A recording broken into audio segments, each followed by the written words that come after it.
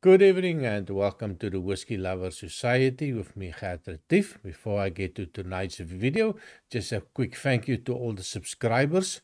Almost getting to the 500 on the 21st of February will be my 1 year anniversary. The goal was to get to 500. So please watch the video. If you like the content, consider to subscribe. It will be appreciated. Also, leave a comment. All comments will be answered as soon as possible. So on to tonight's whiskey. It's the Glenfarclas 10-year-old. I did the 12-year-old on the previous video, and I kind of like it. I also went back to the Glenfarclas Heritage, which I gave a shitty score a couple of months ago. And of course, with a little bit of time in the bottle, it opened up absolutely fantastic. So I did a little bit of apology to Glenfarclas. Sometimes you just need to wait a little bit more before you do a review. So tonight we are looking at the 10-year-old. I've given this enough time in the glass to open up. It is a single malt. Again, like the 12-year-old. It is a 100% matured in oloroso sherry casks. It is a natural color. The 12-year-old came in at 43% ABV. And this one, unfortunately, a little bit lower proof at 40% ABV, so the bare minimum standard.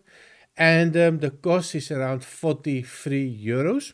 Now, compare that to the 12-year-old for 2 years, will cost you 49 euros for a 1 liter bottle. So I think in the end, maybe a good idea to look at the 12-year-old.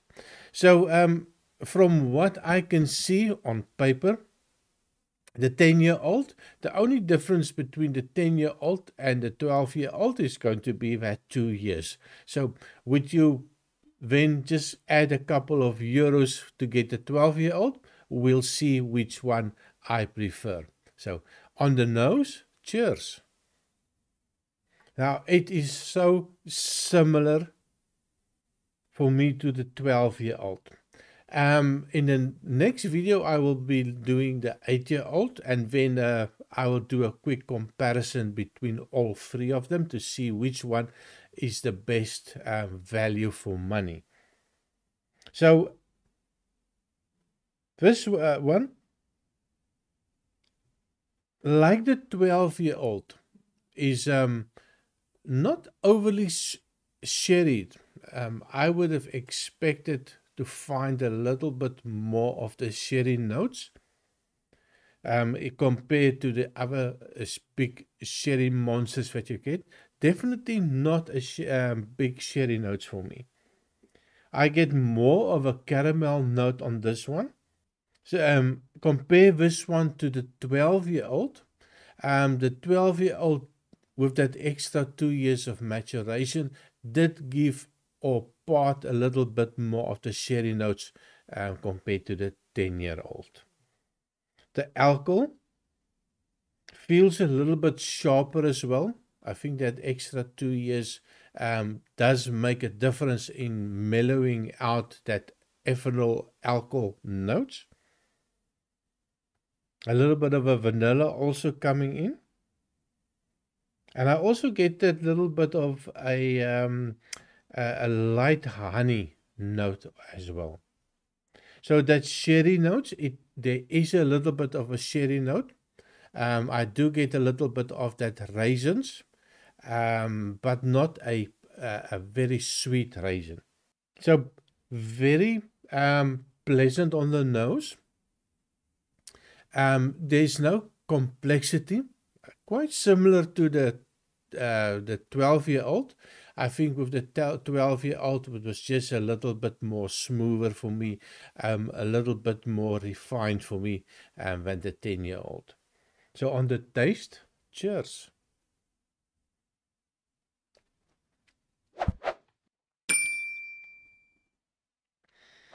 The first thing that I do notice when I taste it, it feels a little bit watered down. It's very thin. Not a big flavor profile on it. There's no oily mouthfeel on it. It's that 40% is definitely not doing it any favors. So there is a sweetness, not overly sweet, and there's a little bit of a caramel note. I think is the first flavor profile that I would pick out. Definitely not a sherry profile. Let me just give it a try.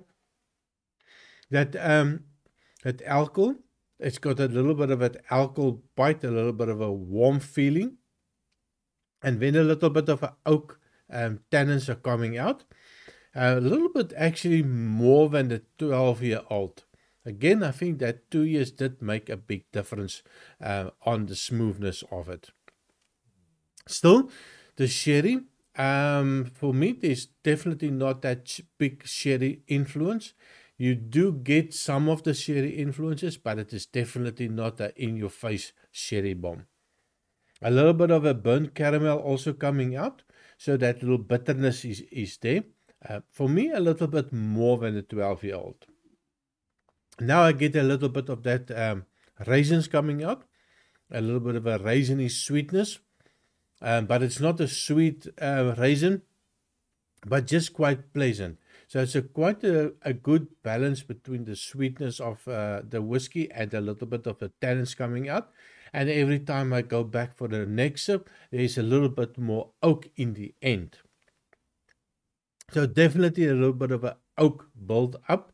And I think this one will also, like the Heritage, which is a no-age statement whiskey, I think this one, if you give it enough time, enough oxidization in a bottle, it's also going to improve considerably. So maybe keep that in mind when you buy a bottle. Make sure that you go maybe quarter into the bottle and see what it does with a little bit of an oxidization. So for the finish for me, it starts off that sweetness, a little bit of a caramel, a little bit of a maybe toffee note as well. Then I get a little bit of that dried fruit, the raisins, maybe a little bit of a date, and then it ends up with a little bit of a sweet oak. And of course, keep in mind that oak is going to build up a little bit. So my final thoughts on this one, not overly enthusiastic about it. It is quite a mediocre, maybe almost entry-level type of a 10-year-old for me. I think there is some better 10-year-old whiskies out there. The one that also pops up to my mind is that the Edredauer 10, which is a big sherry monster. So, but price-wise, yeah, it's a little bit difficult.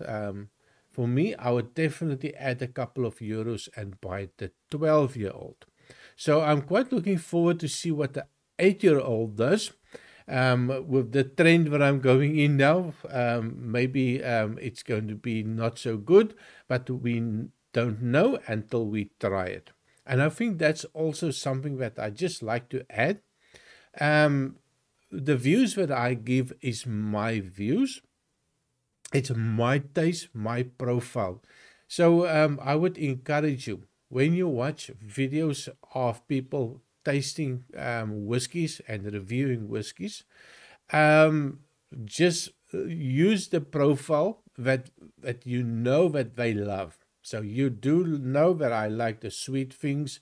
I like the non-peated whiskies, although I do like some of the peated whiskies.